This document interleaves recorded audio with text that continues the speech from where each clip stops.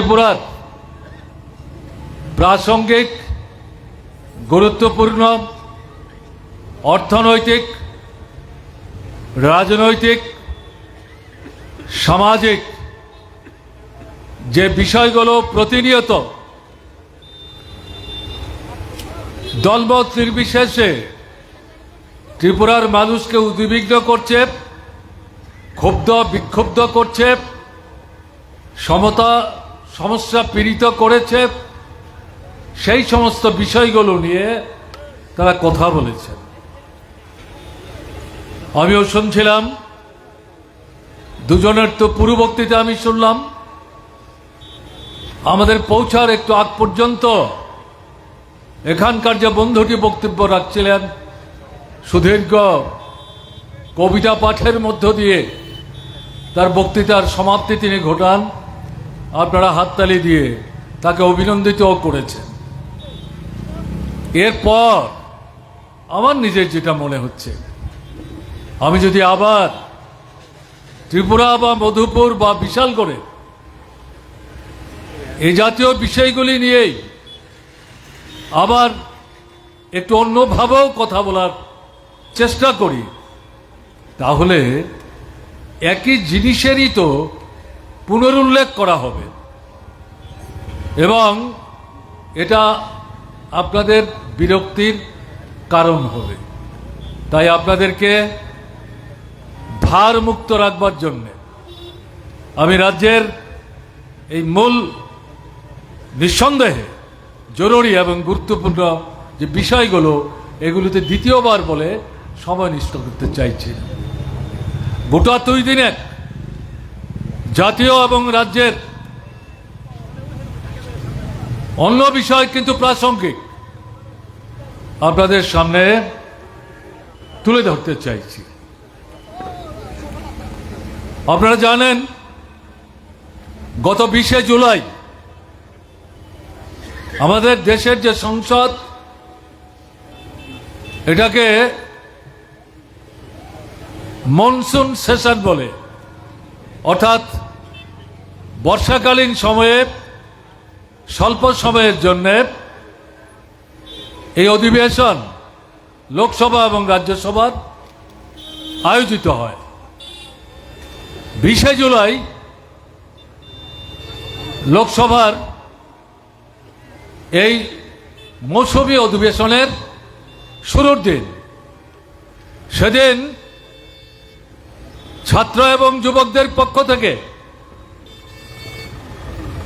অন্তত 4 থেকে 5 দিন আগে তারা ঘোষণা করেছিলেন, তারা দল মত নির্বিশেষে ছাত্র যুবকদের সম্মিলিত উদ্যোগ এবং অংশগ্রহণের মধ্য দিয়ে সম্পূর্ণ শান্তিপূর্ণ থেকে সংসদ অভিযান করবেন, সরকারের দৃষ্টি আকর্ষণ করবেন। কি বিষয়? আপনারা যারা খবর রাখেন দেখেছেন, দ্বাদশ মান পরীক্ষায় যারা উত্তীর্ণ হয়েছে ছাত্রছাত্রী, তাদের মধ্যে যারা MBBS অর্থাৎ ডাক্তারি বিষয় নিয়ে পড়তে চায়, তার জন্যে বাছাইয়ের জন্য একটা পরীক্ষা হয়। এই পরীক্ষায় প্রায় 22 লক্ষের মতো ছাত্রছাত্রী গোটা ভারতবর্ষে অংশগ্রহণ করেছিল। দেখা গেল পরীক্ষার পর প্রকাশিত হলো, পরীক্ষার আগেই যে প্রশ্নপত্রের ভিত্তিতে এই পরীক্ষাটা আয়োজিত হয়েছিল, সেই প্রশ্ন ফাঁস হয়ে গেছে। অর্থাৎ পরীক্ষা যারা দেবে সেই 22 লক্ষর হাতে এই প্রশ্নপত্রের আগাম কপি গেছে, এটা কেউ দাবি করতে পারবে না, কিন্তু অনেকের হাতেই গেছে। এবং এটাও বলা হচ্ছে এখানেও টাকা পয়সার আদান প্রদান হয়েছে।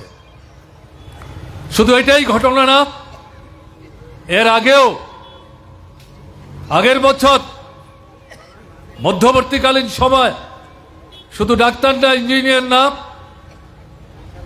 অন্যান্য গুরুত্বপূর্ণ বিষয় যে বিষয়গুলি নিয়ে উচ্চশিক্ষায় শিক্ষিত হতে পারলে পর, যদিও আমাদের দেশের অভ্যন্তরে এই স্বাধীনতার ৭৮ বছরের মধ্যেও বেকার সমস্যা শুরু হচ্ছে না, বেড়েই চলেছে, এরকম জায়গাতেও সেই সমস্ত বিষয়গুলি নিয়ে ছেলেরা মেয়েরা যদি উত্তীর্ণ হতে পারে তাহলে তাদের অনেকের পক্ষেই সরকারি কাজ জোগাড় করা কঠিন হবে না। এরকম নানা পরীক্ষায় দেখা গেছে, হয় পরীক্ষার আগে অথবা পরীক্ষার পর সে প্রশ্ন ফাঁস হয়ে গেছে। এ তথ্য যখন বাইরে আসছে সে সমস্ত পরীক্ষাগুলো একটার পর একটা বাতিল হয়ে যাচ্ছে। যারা পরীক্ষায় বসেছিল তাদের কপালে হাত। সর্বশেষ যেটার কথা বললাম, MBBS পড়ার জন্যে প্রায় 22 লক্ষাধিক ছেলে মেয়ে এই পরীক্ষায় বসেছিল। এই পরীক্ষাগুলো MBBS পড়ার জন্যে আগে রাজ্যের যে নির্বাচিত সরকার তারা এই পরীক্ষাগুলো আয়োজন করতেন। এতে তাদের রাজ্যের ছেলেমেয়েরা, পার্শ্ববর্তী রাজ্যের ছেলেমেয়েরাও চাইলে এই রাজ্যে এসে পরীক্ষা দিতে পারত। আমাদের যে বামফ্রন্ট সরকার ছিল সেই সরকারের সময় এই পদ্ধতি সেখানে চলে আসছিল, কিন্তু কেন্দ্রের সরকার হঠাৎ করে সিদ্ধান্ত নিল রাজ্যে রাজ্যে এই পরীক্ষা বন্ধ, সবটা কেন্দ্রীয়ভাবে নিয়ন্ত্রণ করা হবে এবং একই রকমের প্রশ্নপত্রের ভিত্তিতে পরীক্ষা হবে, তাতে গুণ মান এক থাকবে এবং বাছাই নাকি সঠিক হবে। নানা প্রশ্ন উত্থাপিত হয়েছিল, কিন্তু কেন্দ্রের সরকার শুনতে রাজি না, কিন্তু তার পরিণতিতে এই পরিস্থিতি তৈরি হয়েছে। এরকম একটা জায়গায় 20 তারিখে পার্লামেন্ট অভিযানের ডাক, তার থেকে 32 দিন আগে দিল্লিতে, সেখানে এই সমস্যায় যারা ভুগছিল ছাত্রীরা, তাদের একটা অংশ, তাদেরকে এই সমস্যা থেকে তারা মুক্তি পাক, এটাকে যারা সমর্থন করেন এরকম ব্যক্তিবিশেষ যারা, তাদের মধ্যেও অনেকে তাদের সাথে এই আন্দোলনে অংশগ্রহণ করেছেন। কিছুদিন যাওয়ার পর দেখা গেল এই আন্দোলনে যারা অংশগ্রহণ করছেন তাদের একটা অংশ সিদ্ধান্ত নিলেন যে তারা আমরণ অনশন করবেন যতক্ষণ পর্যন্ত কেন্দ্রের সরকার এই আন্দোলন যারা করছে তাদের প্রতিনিধিদের ডেকে নিয়ে এই প্রশ্ন ফাঁসের যে সমস্যা, এটা তো মূলত শিক্ষানীতির দুর্বলতার কারণেই হচ্ছে, এটা বন্ধ করতে হবে। এবং আপনাদের জানার জন্য বলছি, এই প্রশ্ন ফাঁসে পরীক্ষা যাদের বাতিল হয়ে গেল, হতাশ হয়ে এই সময়ের মধ্যে 20 থেকে 22 জন ছেলে মেয়ে তারা আত্মহত্যা করতে বাধ্য হয়েছে। এই যে ছেলে মেয়ে, তাদের যে পরিবার, তাদের পাশে কেন্দ্রের সরকারকে দাঁড়াতে হবে, সাহায্য করতে হবে, দ্রুত নূতন করে পরীক্ষা নেওয়ার ব্যবস্থা করতে হবে। এবং মূল যে দাবি, সেই দাবিটা হচ্ছে এই যে সারা ভারতের পরীক্ষা বন্ধ করে কেন্দ্রের হাতে নিয়ে সব পরীক্ষা একসাথে করার যে চেষ্টা, এই পদ্ধতি বাতিল করো। আগে যেমন রাজ্যের সরকারগুলো, নির্বাচিত সরকারগুলো এই পরীক্ষার আয়োজন করত, সেই পদ্ধতিতে পরীক্ষাটা আবার চালু করার ব্যবস্থা করো। 2020 সালে বিজেপি সরকার RSS নিয়ন্ত্রিত নূতন শিক্ষানীতি তৈরি করেছে। তার মূল অর্থটা হচ্ছে গরিব, নিম্নবিত্ত, মধ্যবিত্ত পরিবারের ছেলে মেয়ে যারা কষ্টে ক্লেশে মাধ্যমিক বা দ্বাদশ মান অতিক্রম করতে পারলেও তার পরবর্তী পর্যায়ে যোগ্যতা আছে, তার মেধা আছে, কিন্তু আর্থিক দৈন্যতার কারণে তাদের পক্ষে উচ্চশিক্ষার সুযোগ আগে যতটা তারা পেতেন, 2020-এ বিজেপি সরকারের নেতৃত্বে নূতন যে শিক্ষানীতি তৈরি করলো তাতে এদের এই উচ্চ শিক্ষা লাভের সুযোগ হাতছাড়া হয়েছে। এবং দাবি যে এই 2020-এর এই যে সর্বনাশা গরিব মারাস শিক্ষানীতি এটার আমূল পরিবর্তন করতে হবে। ফলে এই দাবি নিয়ে অবস্থানটা চলছিল এবং 20 তারিখ জুলাই মাসের সেই গণমিছিল সেখানে শুরু হয়। সেই মিছিল ভাঙবার জন্য কেন্দ্রীয় সরকারের পুলিশ, কেন্দ্রের যিনি স্বরাষ্ট্রমন্ত্রী, তার হাতেই দিল্লিতে যে পুলিশ কাজ করে তার ক্ষমতা এটা নিয়ন্ত্রণ করেন।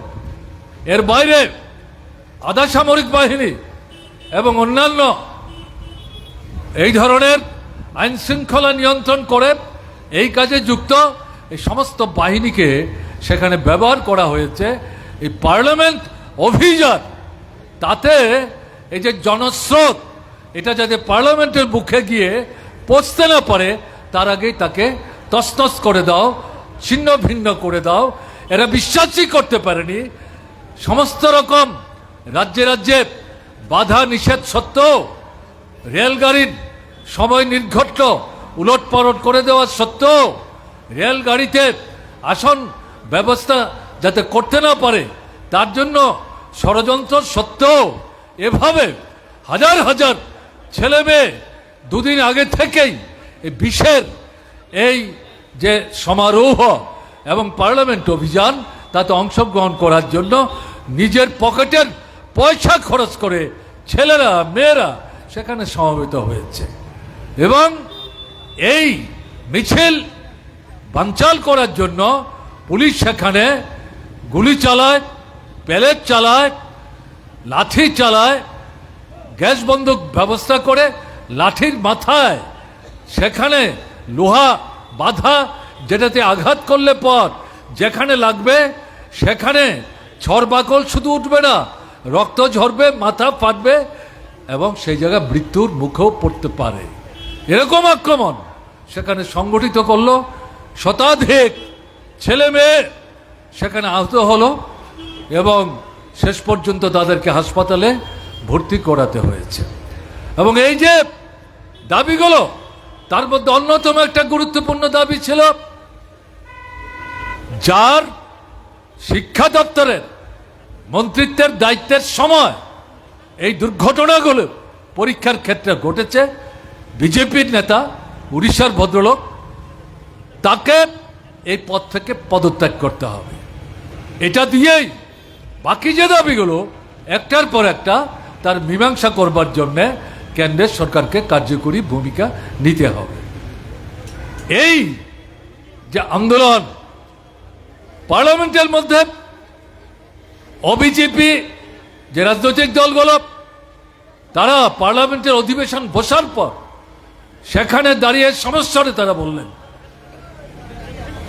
শিক্ষামন্ত্রীকে পদত্যাগ করতে হবে এবং 2020-এর সর্বনাশা যে শিক্ষানীতি তার পরিবর্তন করতে হবে।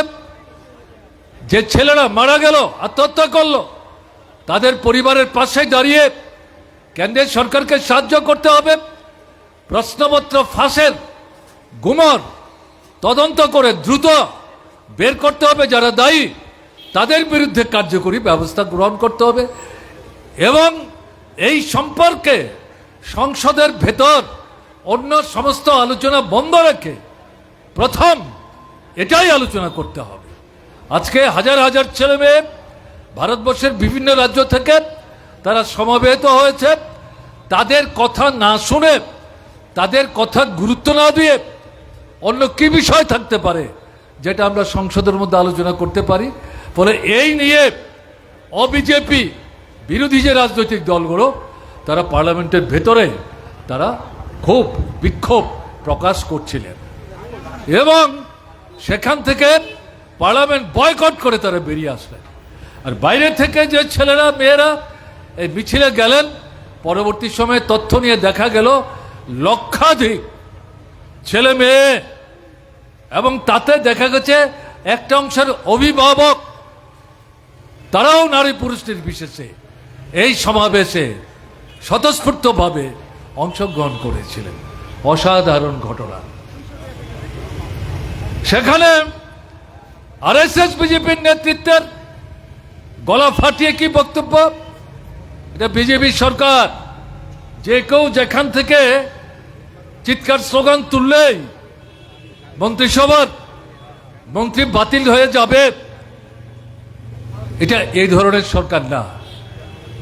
বুক ঠুকে বলছে কে মন্ত্রী হবে কে মন্ত্রী হবে না দল ঠিক করবে, তার মুখপাত্র প্রধানমন্ত্রী ঠিক করবে।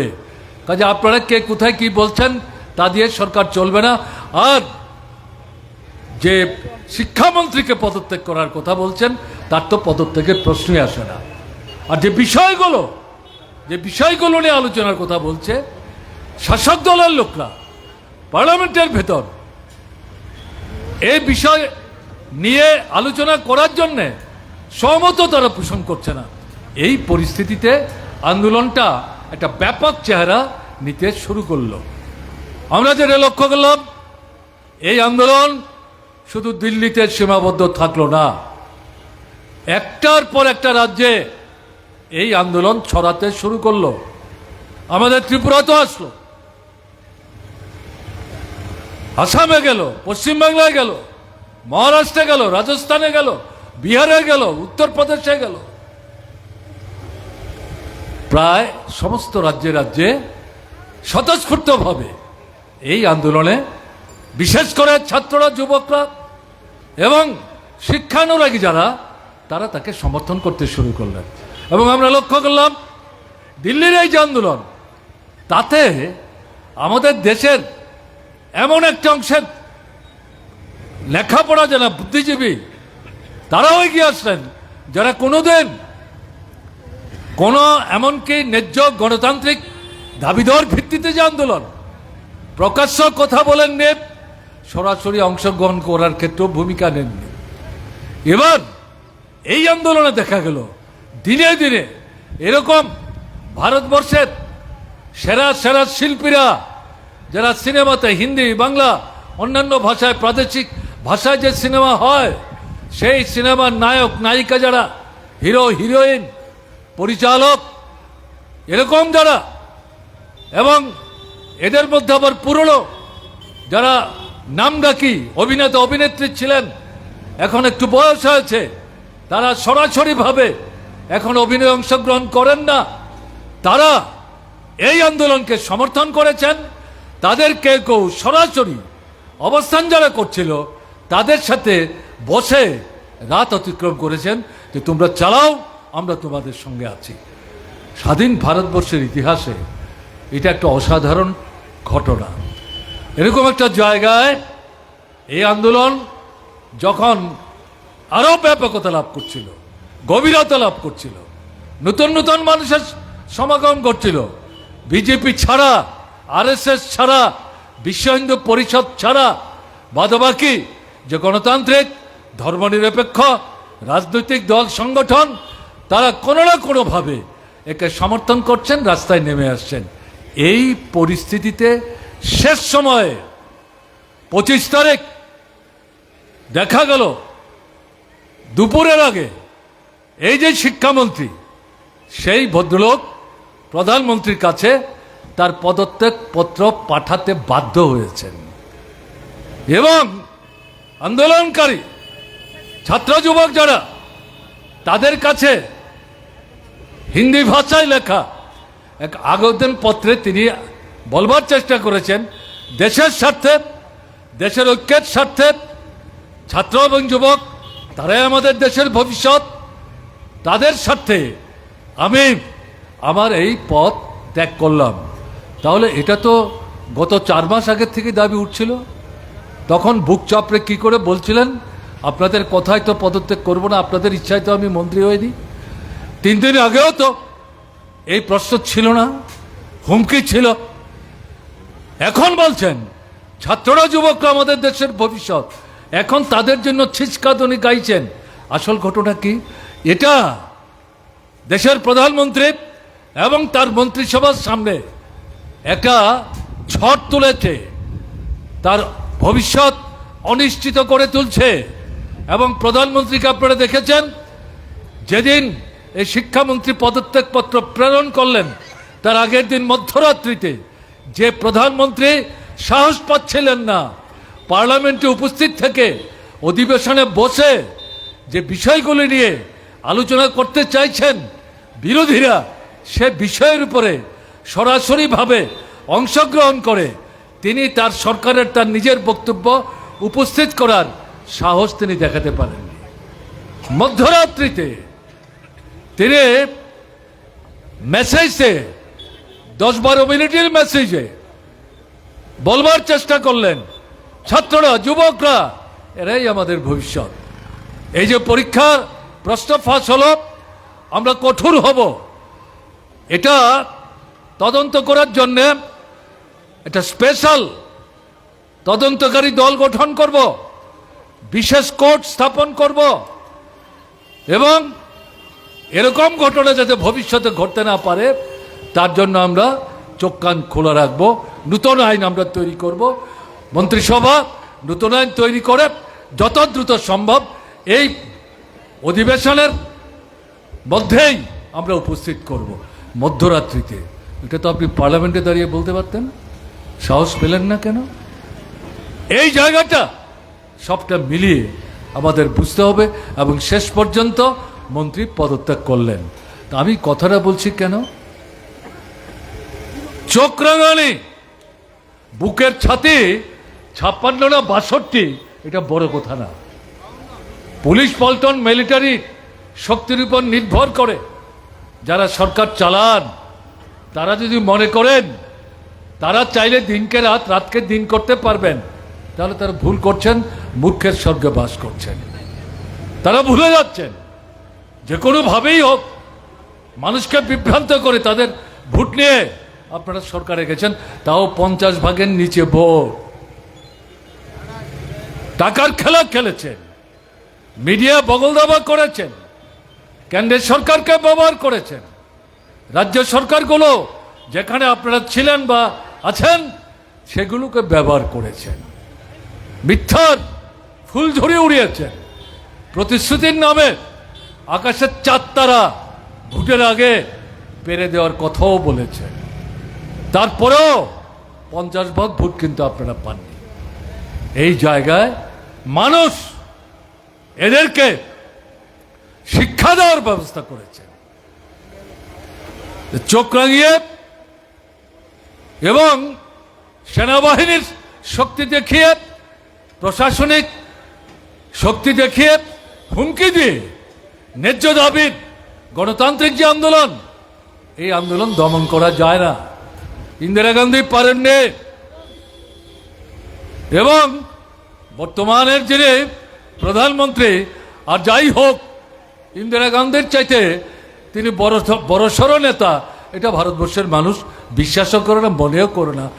তিনি যেটা ভাবছেন এটা যে অসম্ভব, এটা তার উপলব্ধির বাইরে ছিল। শেষ পর্যন্ত বুঝতে পারলেন, মানুষই শেষ কথা বলে। আমি কথা রেখে আপনাদের কাছে এই কারণে বলছি, ত্রিপুরায় যা পরিস্থিতি চলছে, আপনারা যা মনে করছেন এভাবেই চলবে, এর কি কোনো পরিবর্তন হবে না। ডাবল ইঞ্জিনের সরকার বলে, কেন্দ্রের সরকার বিজেপি, রাজ্যের সরকার বিজেপি। বলছিলেন আমাদের ভানুবাবু, আমার তার আগের দিনা বক্তা, এরা মনে করতে পারে অনেক কিছু, কিন্তু শেষ কথা, চূড়ান্ত কথা, গণতান্ত্রিক দৃষ্টিভঙ্গি সম্পন্ন লড়াকু মানুষ তারাই ঠিক করেন। এটা এই দিল্লির এই যে আন্দোলন, এই আন্দোলনের মধ্য দিয়ে গত 35 থেকে 37 দিনের ব্যবধানে এটা প্রমাণিত হয়ে গেল আরেকবার। এটাই প্রথম আন্দোলন না, কৃষক আন্দোলন হয়েছে, 3টা এমন আইন তৈরি করেছিল, গরিব কৃষক, মাঝারি কৃষক, দিনমজুর, ক্ষেতমজুর, যারা কৃষির সাথে যুক্ত তাদের অধিকার হরণ করে, যারা একচেটিয়া পুঁজিপতি, হাজার হাজার জন বিঘা জমির মালিক, কালোবাজারি করে পুঁজির পাহাড়কে যারা পর্বতে পরিণত করে তাদের স্বার্থ রক্ষা করার জন্য এই আইন তৈরি করেছিল। এই আইনের বিরুদ্ধে কৃষকরা দলমত নির্বিশেষে ঐক্যবদ্ধ হয়ে দিল্লিতে আসবার চেষ্টা করেছিলেন। তাদের দিল্লির সীমানা আটকে দিল, হরিয়ানা দিল্লির সীমানা। সেই জায়গায় এই দিল্লির যে এলাকা, সীমান্তবর্তী এলাকা ঘেরাও করে হাজার হাজার কৃষক উত্তরপ্রদেশ, বিহার, রাজস্থান, হরিয়ানা, প্রধানত পাঞ্জাব, এই জায়গার কৃষক, কেরালা, আমাদের ত্রিপুরা থেকেও গেছে, সংখ্যায় কম হতে পারে, প্রতিনিধিমূলক। 1 বছরের উপর দিল্লিকে ঘেরাও করে রাখলো, বেরোতে পারছে না। মন্ত্রীরা হাওয়াই জাহাজ ছাড়া, হেলিকপ্টার ছাড়া দিল্লির বাইরে যাওয়ার তাদের কোনো পথ নাই। উত্তরপ্রদেশের ভোট আসছে, ভোটে তার প্রতিফলন ঘটবে। এই পরিস্থিতিতে এই আন্দোলনের কাছে মাথা নত করল প্রধানমন্ত্রী। এই 3টা যে আইন, এই আইন ঘোষণা দিয়ে বাতিল করল এবং অন্য যে দাবি, ধান এবং চালের দাম বাড়াতে হবে, বলল আমরা পরবর্তী সময়ে সরকার চিন্তা করে এই দাম যথাযথভাবে বাড়াবার চেষ্টা করব। সেটা আজকেও করেনি, সেই আন্দোলন এখনো চলছে। এরা সব কথা রাখে না, এটা এখানে আমি উল্লেখ করলাম। শ্রমিকরা তাদের 42টা অধিকার ব্রিটিশের বিরুদ্ধে লড়াই করে, তার মধ্যে অনেকগুলো আদায় করেছিল। স্বাধীনতার পর জওহরলাল নেহরুর আমল থেকে লড়াই করে আরও প্রায় 22 থেকে 23টা গণতান্ত্রিক অধিকার, অর্থনৈতিক অধিকার, তাদের যে সংঘ সমিতি করার অধিকার, সে অধিকার অর্জন করেছিল। এরকম 42টা আইন সংশোধন করে মালিকদের স্বার্থে, বড় বড় পুঁজিপতি যারা কলকারখানার মালিকানা তারা ভোগ করছেন, তাদের স্বার্থে সে 20 থেকে 22টা আইনকে এক জায়গায় এনে এমনভাবে তৈরি করলো যেটা মূলত মালিকের স্বার্থ রক্ষা করা। শ্রমিকদের আন্দোলন অধিকার হরণ করেছে, দর কষাকষির অধিকার হরণ করেছে, কাজের জায়গার স্বাস্থ্যমূলক যে পরিবেশ, পরিমণ্ডল, এটা দেখবার যে দায়িত্ব কলকারখানার মালিক, সে অধিকার হরণ করেছে। এই পদ্ধতির মধ্য দিয়ে শ্রমিকদের, শ্রমজীবী মানুষদের উপর মালিকদের শোষণ চাপিয়ে দেওয়ার জন্য এই নূতন ধারা চালিয়েছে। কিন্তু শ্রমিক শ্রেণী এটা মেনে নেয়নি। আজ থেকে 3 মাস 4 মাস আগে এর বিরুদ্ধে সারা ভারতবর্ষে শ্রমিকরা 24 ঘন্টার ধর্মঘটের ডাক দেয়। এতে ভারতবর্ষের প্রায় 1/5 মানুষ, যাদের বৃহত্তম অংশ শ্রমিক শ্রমজীবী অংশের, তারা ধর্মঘটে অংশগ্রহণ করে কল কারখানা বন্ধ করে দিয়ে এই সরকারকে পাল্টা হুমকি দিয়ে বুঝাবার চেষ্টা করেছে, হয় এই সর্বনাশা নীতির পরিবর্তন করো, শ্রমিকদের স্বার্থ ফিরিয়ে দাও, মালিকদের পায়ে যে তেল মেখে সরকারের টিকে থাকার চেষ্টা করছো, এই মালিকরা শেষ পর্যন্ত তোমাদের রক্ষা করতে পারবে না। পৃথিবীর দেশে দেশে, বিশেষ করে ইউরোপ মহাদেশে বড় বড় পুঁজিপতি রাষ্ট্র, সেখানে হাজার লক্ষ শ্রমিক, এই ভারতবর্ষের মতো দেশে শ্রমিকদের এই যে বিরাট আন্দোলন, কোটি কোটি শ্রমিকদের, তারা সেখান থেকে বিস্ময় প্রকাশ করে বলছে, আপনারা যখন এই ধর্মঘটের ডাক দেন, এই ধর্মঘট এভাবে আপনারা সফল করতে পারবেন, আমাদের বিশ্বাসের মধ্যে ছিল না। কিন্তু আপনারা আমাদের তাক লাগিয়ে দিয়েছেন, আমাদের উৎসাহিত করছেন, অনুপ্রাণিত করছেন, আপনাদের দেখে আমরা শিখছি। এবং এখন দেখা যাচ্ছে ভারতবর্ষের রাজধানীতে, রাজ্যে রাজ্যে শ্রমিকরা, কৃষকরা, কর্মচারীরা যে ধারায়, যে পদ্ধতিতে আন্দোলন করে, লড়াই করে, ইউরোপ মহাদেশের একটার পর একটা দেশে শ্রমিকরা, মধ্যবিত্ত মেহনতি মানুষ, ছাত্র, শিক্ষক, কেরানি, এরা এবং উদ্যোগী যারা ছোট মাঝারি ব্যবসায়ী, তারা মিলিত হয়ে তাদের দেশের যে সরকার শোষকদের স্বার্থে কাজ করছে, তাদের বিরুদ্ধে লড়াই করছে। আর হাত তুলে বলছে, ভারতবর্ষ থেকে শিক্ষা নিয়ে তোমাদের শিক্ষা দেওয়ার জন্য এই ধারা অনুসরণ করে আমাদের দেশের পরিস্থিতির সাথে সাযুজ্য রক্ষা করে এই আন্দোলন আমরা সংগঠিত করছি। আমি এই কথাগুলি বলছি এই কারণে, ভারতবর্ষের মানুষ তাদেরকে দাবিয়ে রাখার চেষ্টা করছে, কিন্তু এই সরকার পারছে না। একটার পর একটা আন্দোলন ভেঙে পড়ছে। কৃষকদের আন্দোলন, ক্ষেত মজুরদের আন্দোলন, দিনমজুরদের আন্দোলন, শ্রমিকদের আন্দোলন, শেষ পর্যন্ত সর্বশেষ যেটা ছাত্রদের যুবকদের আন্দোলন, এবং ছাত্রদের যুবকদের আন্দোলনে আমার যেটা বলা দরকার, মায়েদের বাবাদের নৈতিক সমর্থন আছে। ছেলেরা মেয়েরা কারা? অধিকাংশ মধ্যবিত্ত নিম্নবিত্ত পরিবারের সন্তান সন্ততি। তাদের উচ্চশিক্ষার সুযোগ যেভাবে হরণ করা হচ্ছে, তারা পারবে না সরকার থেকে যদি এই নীতির পরিবর্তন না হয়। সেই মায়েরা বাবারা, যে ছেলেরা যে মেয়েরা কোনোদিন আন্দোলন সংগ্রামের অংশীদার ছিল না, তাদেরকে বুঝিয়ে তারাই পাঠাচ্ছে, আরে তোমাদের জন্য লড়াই হচ্ছে, ঘরে বসে আছো, লজ্জা করে না? যাও অংশগ্রহণ করো। এইভাবে এই লড়াইয়ের ব্যাপ্তি বিস্তার ঘটেছে। কাজে এখান থেকে আমাদের সবচেয়ে বড় যে শিক্ষা, সেই শিক্ষা হচ্ছে মানুষ সঠিক দাবিতে যথার্থ গণতান্ত্রিক পদ্ধতিতে ঐক্যবদ্ধভাবে আন্দোলন শুরু করার মাধ্যমে আরও নূতন শক্তিকে যদি জড়ো করতে পারে, ক্ষমতায় যারাই বসে থাকুন, যত দম্ভই তারা দেখান, যতবারই জিতে প্রধানমন্ত্রী হন, শেষ কথা তারা বলবেন না। শেষ কথা লড়াকু মানুষ আমরাই বলবো। এটা প্রমাণ হয়ে গেছে। এর থেকে শিক্ষা নেই। ত্রিপুরায় এই 8.5 বছর যাবৎ যা চলছে, সারা ভারতবর্ষে গত 12 বছর যাবৎ বিজেপি সরকার যা চালাচ্ছে, তারই ফলশ্রুতি ত্রিপুরায়।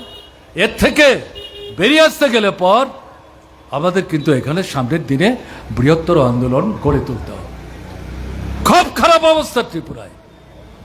কাজ নাই, রোজগার নাই, কেনবার ক্ষমতা নাই, অনাহার মৃত্যু, অর্ধাহার মৃত্যু, সন্তান বিক্রি, রাজ্যের বাইরে যাচ্ছে কাজের জন্য, সেখানে গিয়ে মারা পড়ছে, সে মৃতদেহ ফিরিয়ে আনতে পারছে না, এরকম একটা পরিস্থিতি চলছে। এর বিরুদ্ধে উপজাতি, অনুপজাতি,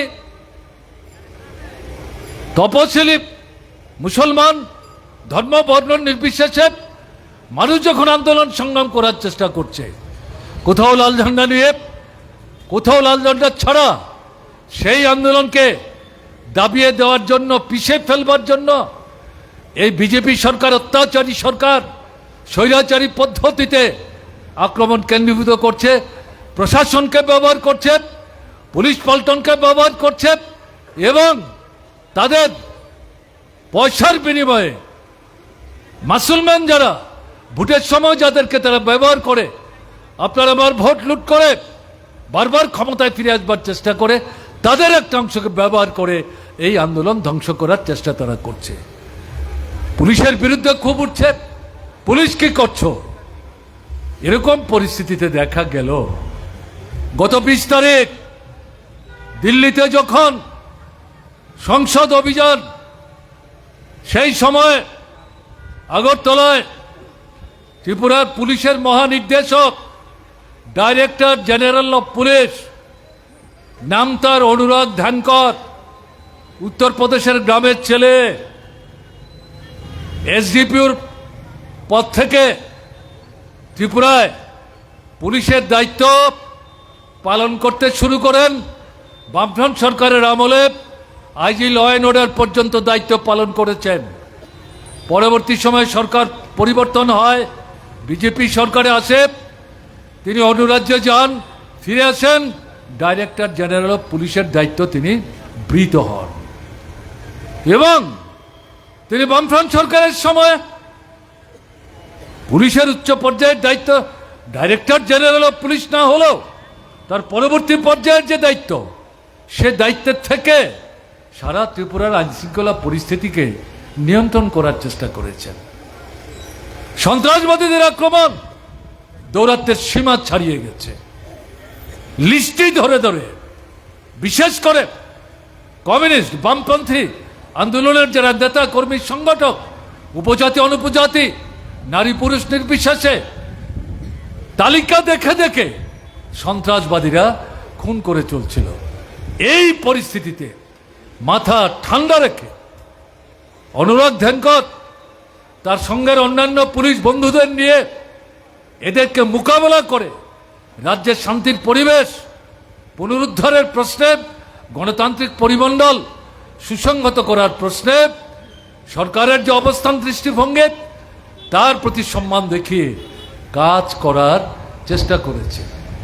সৎ, নিষ্ঠাবান, সাহসী, দায়িত্বপরায়ণ, সমাজের প্রতি দায়বদ্ধ, তার বিরুদ্ধে কারুর সাথে খারাপ ব্যবহার করেছেন, গালমন্দ করেছেন, কথা শুনতে চাননি, কথা বলতে দেননি না তার সঙ্গে অফিসার কর্মচারী যারা তারা অথবা সাধারণ মানুষ কারুর কাছ থেকে তার বিরুদ্ধে কোনো অভিযোগ, আমি অন্তত আমার নিজের অভিজ্ঞতার ভিত্তিতে বলছি, 20 বছর আপনারা সুযোগ দিয়েছিলেন আমাকে রাজ্যের মুখ্যমন্ত্রীর দায়িত্বে কাজ করার জন্য।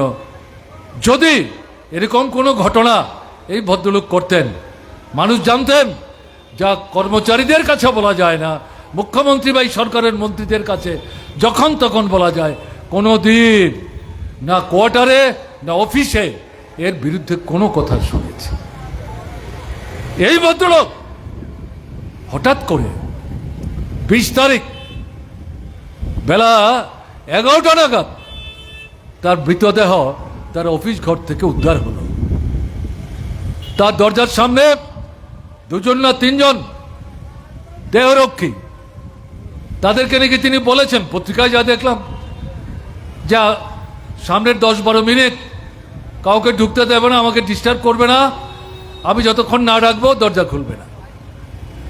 10 মিনিট যায়, 14 মিনিট যায়, 15 মিনিট যায়, 20 মিনিট যায়, দরজা তো খুলছে না।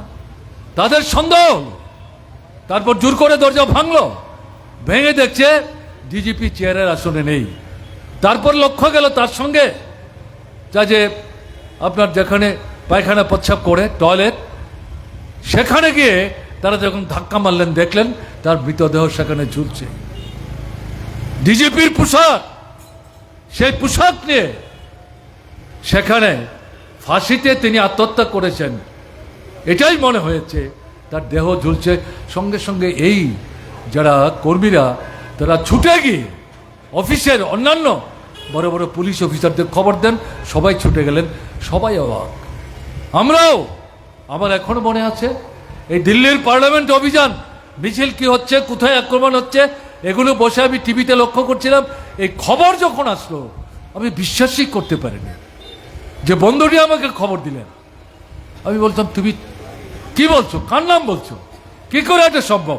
তিনি তো ডাইরেক্টর জেনারেল অফ পুলিশ। বলে হ্যাঁ, এ কারণেই তো আপনাকে বলছি। আমি সঙ্গে সঙ্গে সেখান থেকে ছুটে পার্টি অফিসে যাই এবং সমস্ত তথ্য আমরা সংগ্রহ করি। তারপর আমরা ছুটে যাই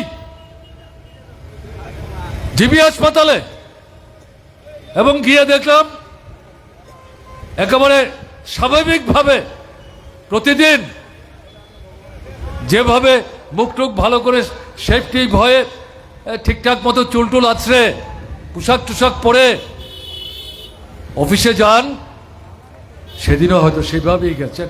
অন্তত তার গা তো ঢাকা ছিল, মুখটা আমরা দেখেছি। আমরা 3 জন ছিলাম, 4 জন ছিলাম, জিতেন চৌধুরী, মানিক দে, নরেশ জমাতিয়া, তাদের সঙ্গে আমি ছিলাম।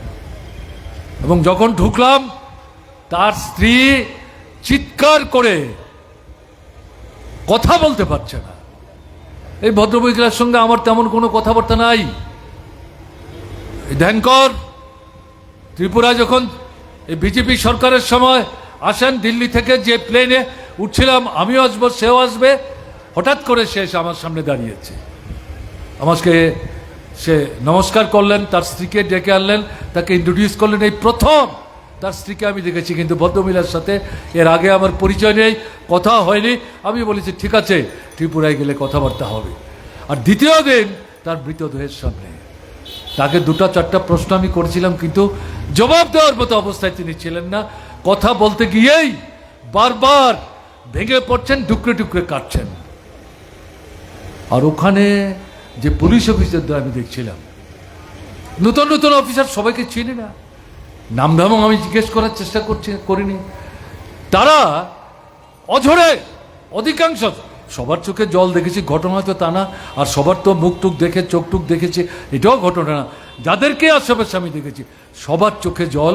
এবং আমি শুনলাম আইজি ল অ্যান্ড অর্ডার এখন যিনি এই ধ্যানকরের আন্ডারেই কাজ করছিলেন, সে আমার পাশে বেটে মতো অফিসার। আমি জানবার চেষ্টা করলাম তার বাড়িতে আর কে আছে, বলে বাড়িতে তো এখন কেউ নেই। তার কয় ছেলে মেয়ে আমি জানতাম না, একমাত্র ছেলে, সে কোথায়, কানাডা চাকরি করে। তাকে কি খবর পাঠানো হয়েছে? পাঠানো হয়েছে। সে কি বলেছে, সে আসবে। তো এটা নিয়ে ডাক্তারবাবু ছিলেন, আর এই ভদ্রলোকের সঙ্গে কথা হচ্ছে, আমি দেখছিলাম চার চোখ দিয়ে জল পড়ছে অনবরত। যে তাহলে এই ছেলে আসার আগে, কারণ কানাডা থেকে আগরতলায় আসা তো সহজ কথা না, সময় লাগবে, তাহলে এর আগে তার পোস্টমর্টম হবে কিনা, মৃতদেহ কোথায় থাকবে, এই নিয়ে কথাবার্তা হচ্ছিল। যাই হোক, সেখান থেকে বেরিয়েছি আমরা। সাংবাদিকরা ঘেরাও করেছেন, কি দেখলেন? আমি দেখে আসলাম অনুরাগ ধ্যানকর।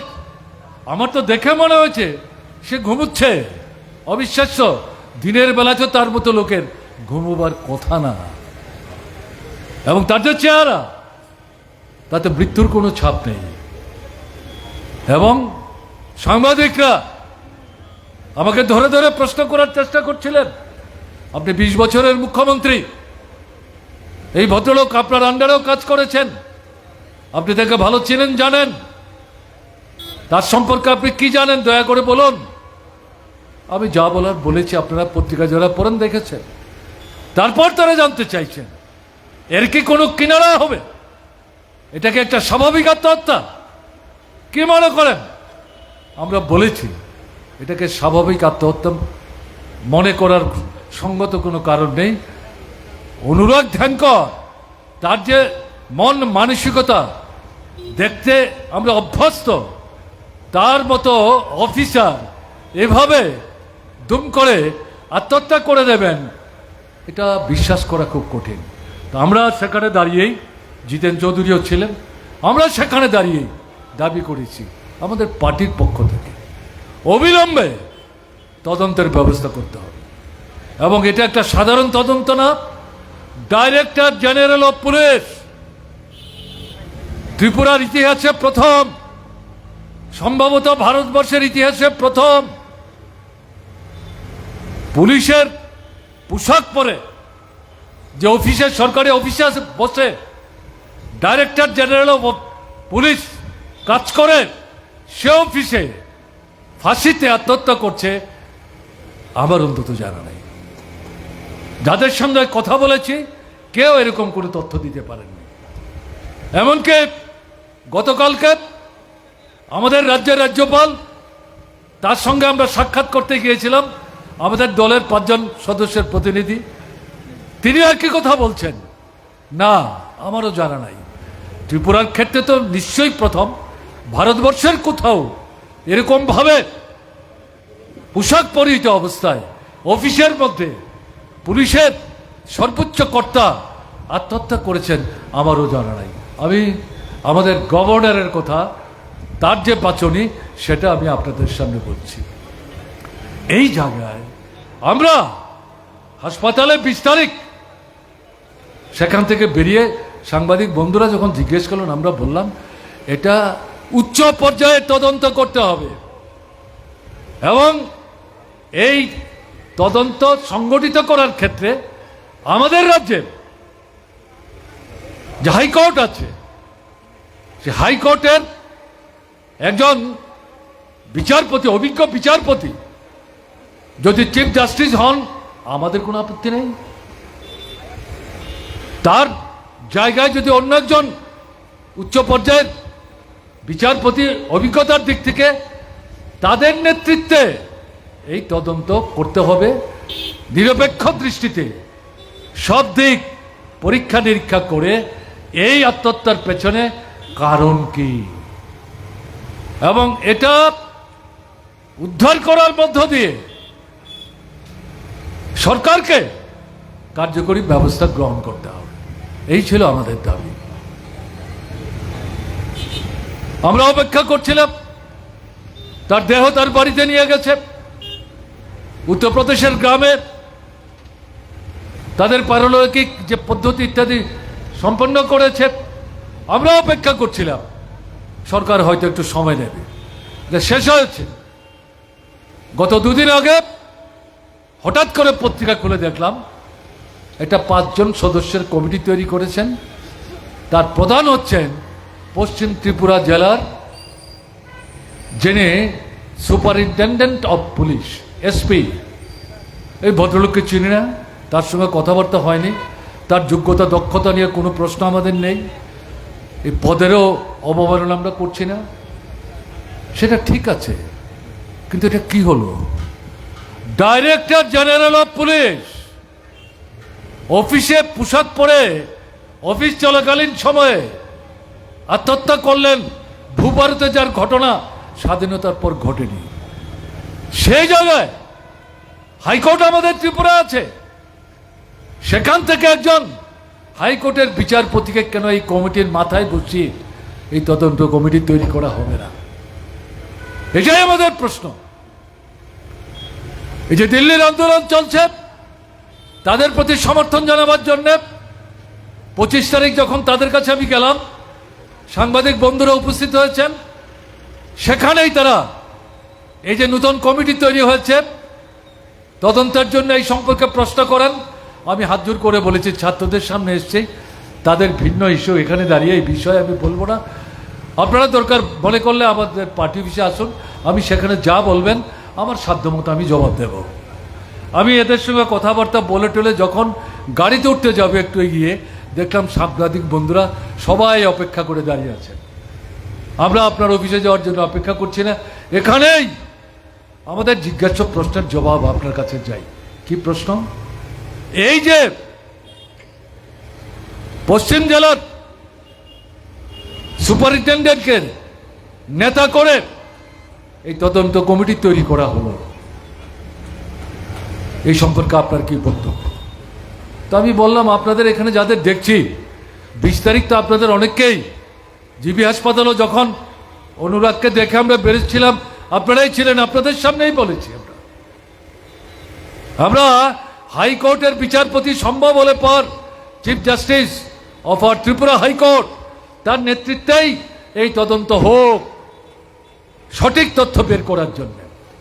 কেন হলো এই ঘটনা আপনারা জানেন আমাদের অবস্থান। আমরা নিজেরাও পত্রিকায় এই সংবাদ দেখে বিস্মিত হয়েছে। তাতে আমাদের মনে হয়েছে সরকার কোন সত্য এড়াবার, ঢাকবার, লুকিয়ে রাখবার চেষ্টা করছে। না হলে প্রশাসনে নিচুতলার যে কর্মচারী এবং বিশেষ করে পুলিশে তাদের এই মহানির্দেশক আত্মহত্যা করেছেন, তাদেরকে দিয়ে এরকম কমিটি করার অর্থটা কি? এটা তো সাধারণ মানুষ মেনে নিচ্ছেন না। এবং যেটা ধারণা সেটা কি? অনুরাগ ধ্যানকর আমাদের যা মনে হয়েছে, ডাইরেক্টর জেনারেল অফ পুলিশের পোশাক পরে, মাথায় তার টুপি তখন ছিল কিনা আমি জানি না, নিজ অফিসে আত্মহত্যার মধ্য দিয়ে এই বিজেপি সরকারের দৃষ্টি আকর্ষণ করে তার মুখে প্রশ্ন ছুরি দিয়ে গেছে। আপনারা যেভাবে সরকার চালাবার চেষ্টা করছেন, পুলিশকে জনগণের শত্রুতে পরিণত হতে ব্যবস্থা করছেন। আমি তো ডাইরেক্টর জেনারেল অফ পুলিশ, পুলিশের উপর যদি এই অভিযোগ আছে এটা আমার মাথায় আসছে, কিন্তু কই আপনাদেরকে তো বুঝাতে পারছি না। আমাদের মনে হয়েছে এই যে ভাবনা, এই যে চিন্তা, এই জীবন সংহার করার মধ্য দিয়ে যখন কোনোভাবেই বুঝাতে পারছিলেন না, তখন হয়তো মনে করেছেন এই জীবন রেখে লাভটা কি, এই পদবি ভোগ করে লাভটা কি, জীবন শেষ করে দেওয়ার মধ্য দিয়ে অন্তত তাদেরকে এই বার্তা দিয়ে যায় যেভাবে চলছে এটা ঠিক চলছে না। আর অপরদিকে ত্রিপুরার মানুষ যারা অনাহার অর্ধাহার অভুক্ত, চাকরি বাকরি নাই, রাজ্যান্তরিত হচ্ছে, মৃত্যুর মুখে পতিত হচ্ছে, দেহ ফিরিয়ে আনতে পারছে না, ঝড় ঝঞ্ঝায় বাড়িঘর ফসল নষ্ট হয়ে যাচ্ছে, খবর নেওয়ার কেউ নেই, শুধু বিজ্ঞাপন বিজ্ঞাপন বিজ্ঞাপন আর মন্ত্রীদের ছবি। সম্ভবত সেই মানুষদের কাছেও বার্তা দেওয়ার চেষ্টা করে গেছেন অনুরাগ ধ্যানকর। আমি কিছু করতে না পারলেও মেনে নেয়নি, আপনাদের প্রতি সহমর্মী থাকলেও যেভাবে সাহায্য চেয়েছেন এই সরকারের অসহযোগিতার কারণে হয়তো আমি সেই সাহায্য করতে পারলাম না। চালিয়ে যান, আমার জীবনের বিনিময়ে আপনাদের কাছে এই বার্তা পরোক্ষে জানিয়ে যাচ্ছি। লড়াই আপনারাই ভবিষ্যতে জিতবেন, এটাই ইতিহাসের অভিজ্ঞতা।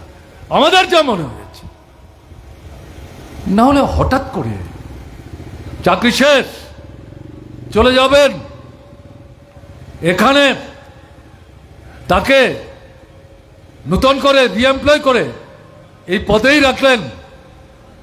এরকম জায়গায় 1 মাস 1.5 মাসের মাথায় যখন তিনি বুঝতে পারছিলেন রিএমপ্লয় করে যা খুশি তা করাবার চেষ্টা করছে, তখনই তার পক্ষেটা অসহ্য যন্ত্রণার মনে হয়েছে। তা না হলে তো এরকম ঘটনা ঘটতে পারে বলে সাধারণ বুদ্ধিতে মনে হয় না।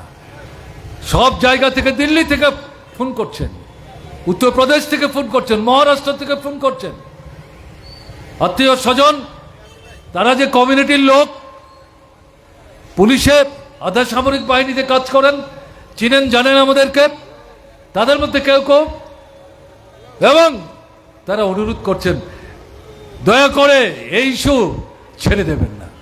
তো এই জায়গায় দাঁড়িয়ে ডাইরেক্টর জেনারেল অফ পুলিশ, বুঝতে পারছেন আমরা যে বলছি আইন নাই, শৃঙ্খলা নাই, আন্দোলন কাজ খাদ্যের দাবিতে তাকে দমন করার জন্য, ধ্বংস করার জন্য যে সন্ত্রাস, যে সন্ত্রাসের বিরুদ্ধে লড়াই, তাকে একটা জায়গায় রাখবার জন্য পুলিশের যে ভূমিকা, সেই ভূমিকা পুলিশ পালন করতে পারছে না। এরকম একটা জায়গায় ডাইরেক্টর জেনারেল অফ পুলিশ প্রাণ দিয়ে গেলেন। এটা কি বার্তা? এটার অর্থটা কি? এই সরকারের চূড়ান্ত জনবিরোধী যে ভূমিকা, স্বৈরাচারী যে ভূমিকা, অবিবেকী অমানবিক যে ভূমিকা, তার প্রতিফলন কিন্তু এর মধ্য দিয়ে ঘটছে। তাই আমরা কালকে বিধানসভায় আমাদের যে 11 জন বিধায়ক আছেন, একজন বিধায়ক তার মাকে চিকিৎসার জন্য বাইরে নিয়ে গেছেন, তিনি অনুপস্থিত। বাকি 10 জন পরিষদীয় দল পক্ষ থেকে রাজ্যপালের সঙ্গে কথা বলে এই যে কমিটি তৈরি করা হয়েছে এটা বাতিল করে হাইকোর্টের বিচারককে দিয়ে নতুন করে কমিটি তৈরির দাবি জানিয়েছেন। ভারতের কমিউনিস্ট পার্টি মার্ক্সবাদীর পক্ষ থেকে আমাদের 5 জনের প্রতিনিধি দল রাজ্যপালের সাথে সাক্ষাৎ করে আমরাও এই দাবি উত্থাপন করেছি। রাজ্যপাল আলোচনা করতে গিয়ে বলেছেন, এখন তো ভোট ছিল না, টেনশন হওয়ার কথা নাই, এরকম কোথাও বলা যাবে না, টেনশনের কারণে তিনি এই কাণ্ড ঘটিয়েছেন তিনিই বলছেন। তাহলে নিশ্চয়ই এটার পেছনে কিছু না কিছু ঘটনা তো আছেই, না হলে আত্মহত্যার ঘটনা তো ঘটতে পারে না। সেই জায়গায় হাত জোর করে গভর্নরকে আমরা অনুরোধ করেছি, কথা বলুন সরকারের সাথে, এই কমিটি তাকে শক্তিশালী করুন। আমাদের ত্রিপুরার হাইকোর্টের একজন বিচারক যদি চিফ জাস্টিস রাজি হন, তাহলে তাকে তার উপরে বসিয়ে দ্রুত তদন্ত সম্পন্ন করার চেষ্টা করুন। রাজ্যপাল দ্বিমত পোষণ করেননি। তিনি বলেছেন আমি আমার দিক থেকে আপনাদের বক্তব্যের পরিপ্রেক্ষিতে কতটা কি করা যায় আমি দেখব। তিনি তো এর বাইরে কিছু কথা বলতে পারেন না। এই পরিস্থিতির মধ্যে দাঁড়িয়ে যেটা আমি আপনাদের কাছে উপস্থিত করতে চাই, দেশ দেখছেন জেগে উঠছে, ঝড় বইতে শুরু করেছে। আপনাদের এখানে আসার আগে আমি বিশালগড়ে জেলার পার্টির মিটিং করছিলাম। মিটিং শেষ, আপনাদের এখানে আসতে 1 ঘন্টা দেরি হবে। বসে আমি পার্লামেন্ট কি চলছে দেখছিলাম। পার্লামেন্টের মধ্যে এই পরীক্ষার প্রশ্ন হেনা তেনা নিয়ে কথাই বলবো না বলছিল। তারপরে গতকালকে বললেন 6 ঘন্টা আলোচনা হবে, কেউ আলোচনায় অংশগ্রহণ করেনি। আজকে বলছেন 8 ঘন্টা আলোচনা হবে।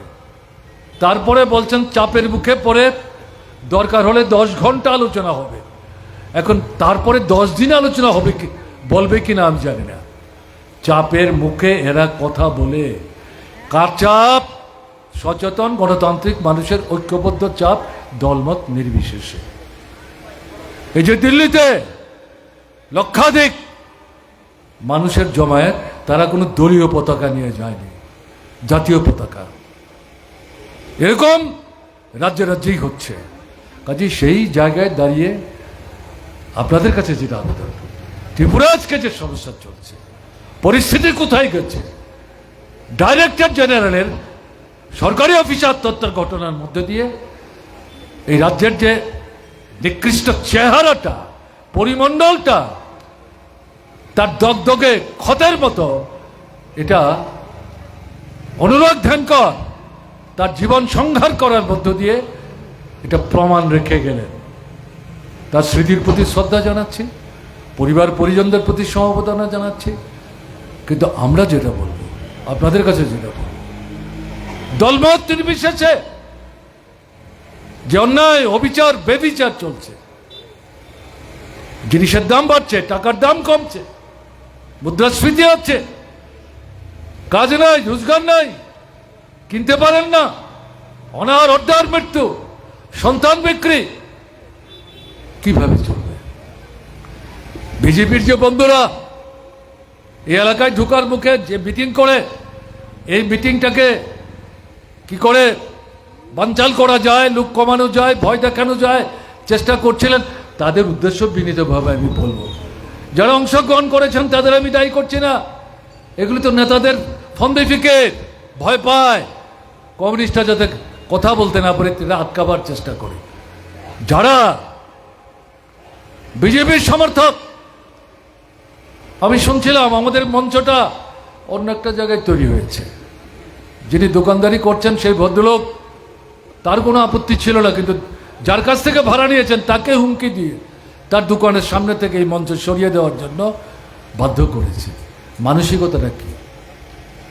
যারা বিজেপির সমর্থক তাদেরকে সবিনয়কে জিজ্ঞেস করতে পারি, রেশনের দোকানে গিয়ে রেশন দোকানদার যদি বিজেপিরও সমর্থক হন, যদি পরিচয় দেন আমি বিজেপি, চালের দাম আপনার থেকে 4 আনা কম নেবে, তেলের দাম 2 আনা কম নেবে, লবণের দাম 1 আনা কম নেবে।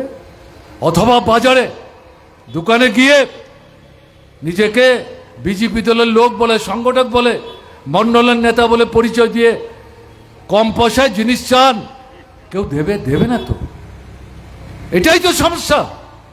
টাকা পয়সা দিয়ে আপনাদের পরিবারের 2-4টা ছেলে মেয়ে হয়তো কাজের ব্যবস্থা করছে, তাও নিয়মিত চাকরি না, 7 মাস 8 মাস 9 মাস, তারপর ছাঁটাই, তারপর সেখান থেকে 2-4 জনকে বাছাই করে আবার কয়েক মাসের জন্য। এটি কি চলছে?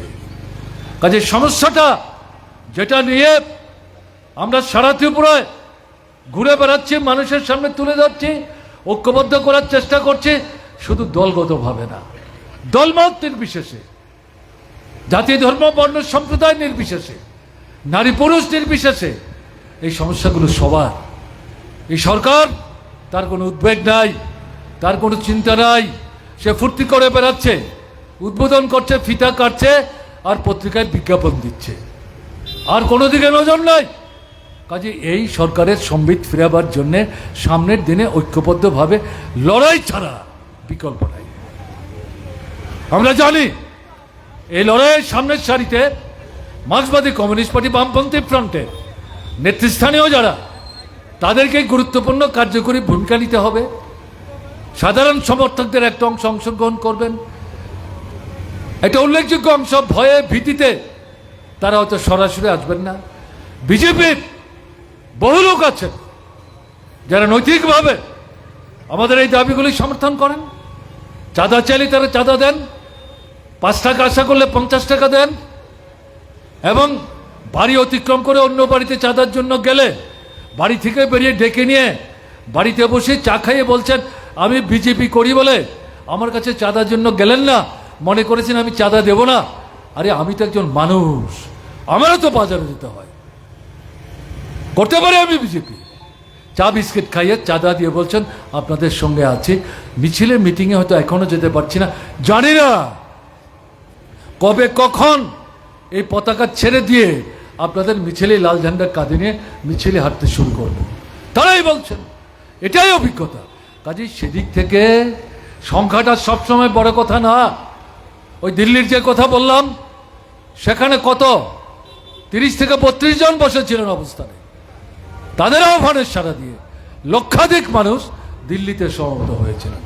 রাজ্যে রাজ্যে হাজার হাজার মানুষ সমবেত হচ্ছে। কাজেই ত্রিপুরা রাজ্যেও ন্যায়ের প্রতি আমরা আছি, সঠিক দাবি আমরা তুলছি। এই আন্দোলন ছাড়া আমাদের সামনে কোনো বিকল্প নাই।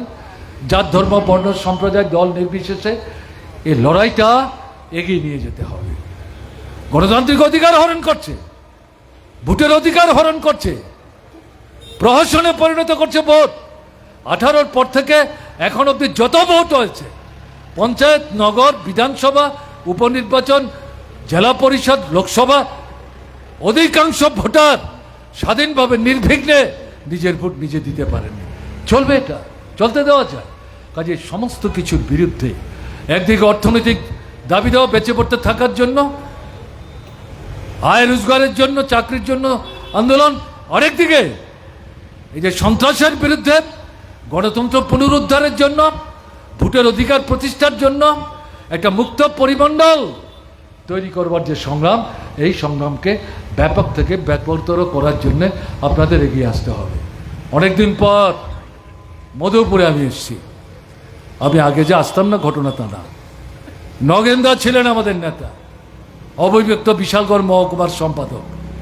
ব্লক অফিস ছিল বিশালগড়ের বাজারে, ব্লক ডেপুটেশন ছিল। আমার মনে আছে সেদিন ত্রিপুরার বিভিন্ন ব্লকের ডেপুটেশন। আমি কলেজে পড়ি, পার্টি নেতৃত্বের নির্দেশে মোহনপুর ব্লক ডেপুটেশনে আমি অংশগ্রহণ করতে গিয়েছিলাম। সেখানে ডেপুটেশন শেষ করে পার্টি অফিসে যখন আসলাম বটতলায়, তখন শুনলাম মধুপুরে বড় ধরনের আক্রমণ, এবং খবরটা এরকম সম্ভবত নগেনদেব খুন হয়ে গেছে। অবিশ্বাস্য। ছুটে আসছি আমরা, আহত, মাথা রক্ত বের হয়ে গেছে, ভেতরে যে সাদা বিজল সমস্ত বেরিয়ে গেছে। প্রকৃত অর্থেই তাকে বাঁচানো যাবে কিনা এটা প্রশ্ন ছিল। ভানুবাবুরা তখন শিক্ষক, ভানুবাবু তখন বিশালগড় ছিলেন কিনা আমি জানি না। সাবরুমে তিনি শিক্ষকতা করতেন, শ্রীনগর এলাকায়। ওখানে তার সঙ্গে আমার প্রথম দেখা। সেই যে সময় থেকে নগেনদার সাথে আমাদের সম্পর্ক, তিনি হাত ধরে ধরে আমাদেরকে এখানে নিয়ে আসতেন। কি চেহারা মধুপুরের, আজকে কি চেহারা। কার সময় এটা হয়েছে? নিজেদের কাজের ফিরিস্তি দিয়ে নিজেদের কেউ ছোট করে নাকি বুদ্ধিমান মানুষ? আপনাদের কাছে এটা বলার দরকার আছে? প্রশ্নটা তা না। এই পরিবর্তনে সন্তুষ্ট হলে চলবে না। সন্তুষ্টের ভিত্তি হচ্ছে খাদ্য চাই, লজ্জা নিবারণের কাপড় চাই, মাথা গুজবার আস্তানা চাই, অসুস্থ হলে চিকিৎসা চাই, ছেলে মেয়ের পড়াশোনা চাই, মা বোনের ইজ্জত রক্ষা করতে চাই। কাজে এই প্রশ্নে সামনের দিনে বৃহত্তর লড়াই ছাড়া বিকল্প কোনো পথ নাই। আপনাদের কাছে আবেদন থাকবে, আজকে যেভাবে এই মিটিংটাকে আপনারা সফল করেছেন, সামনের দিন এই যে সরাসরি যে আন্দোলন, সেই আন্দোলনে আপনারা একটা গুরুত্বপূর্ণ ভূমিকা নিয়ে গোটা বিশালগড় মহকুমায় এটা নবজাগরণ সৃষ্টি করার ক্ষেত্রে কার্যকরী ভূমিকা নেবেন, এই বিশ্বাস ব্যক্ত করে আপনাদেরকে অভিনন্দন জানিয়ে, এতক্ষণ কথা বলার ইচ্ছা আমার ছিল না, কিন্তু আপনারা যেভাবে শুনছেন তাতে আমার মনে হয়েছে অল্প কথায় শেষ করে দিলে মানুষ তো ভাববে আমি বোধহয় অহংকারী হয়ে গেছি, কথাই বলতে চাইলাম না। তাই একটু বিস্তৃত ব্যাখ্যা করে একটু সময় নিয়ে বললাম। তার জন্য আপনাদের সকলের প্রতি আন্তরিকভাবে কৃতজ্ঞতা প্রকাশ করে আমি আমার কথা বলা শেষ করছি। ভালো থাকবেন।